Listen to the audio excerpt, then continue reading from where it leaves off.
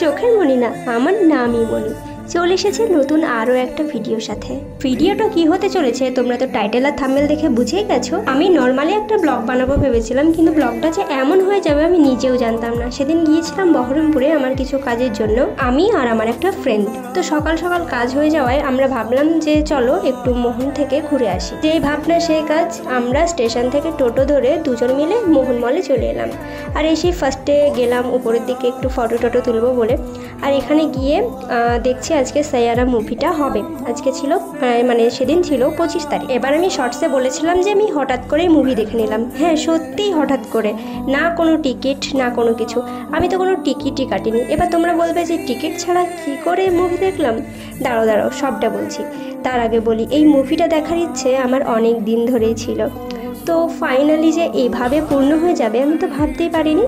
মুভিটা দেখলাম। হ্যাঁ এটা বলবো না যে আমি কান্না করিনি, আমিও একটু কান্না করেছিলাম।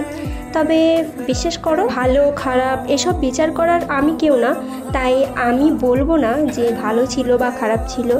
তবে এই মোমেন্টটা মানে এই বিষয়টা আমার ভীষণ ভালো লেগেছে। যারা যারা দেখেছো অবশ্যই কমেন্টসে জানিও তোমাদের কেমন লেগেছে। গানগুলো তো আমার ভীষণ ভালো লেগেছে, আমার সব সময় ফেভারিট হয়ে থেকে যাবে এই গানগুলো। তারপরে তো ব্রেক টাইমে একটু বেরিয়ে কিছু খাবার নিলাম আর এখানে একটু ফটো তুলে নিলাম, দেন ভিতরে চলে এসেছিলাম।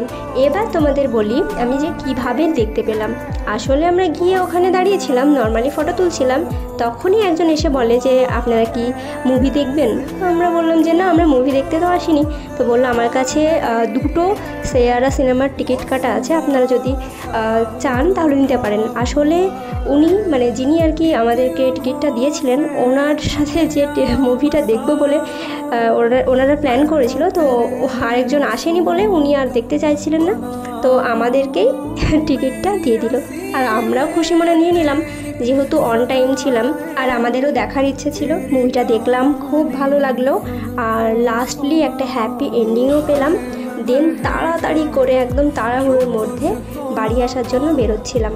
বাইরে বেরিয়ে একটা টোটো ধরে চলে এলাম স্টেশনে। আর স্টেশনে এসেই এত বৃষ্টি শুরু হয়ে গেল, একটু ভিজেও গেলাম। আর সেই তার আগে থেকে তো আমার জ্বর লেগেই আছে, আবারও আসলো। সো চলো আজকের মতো এতটুকুই।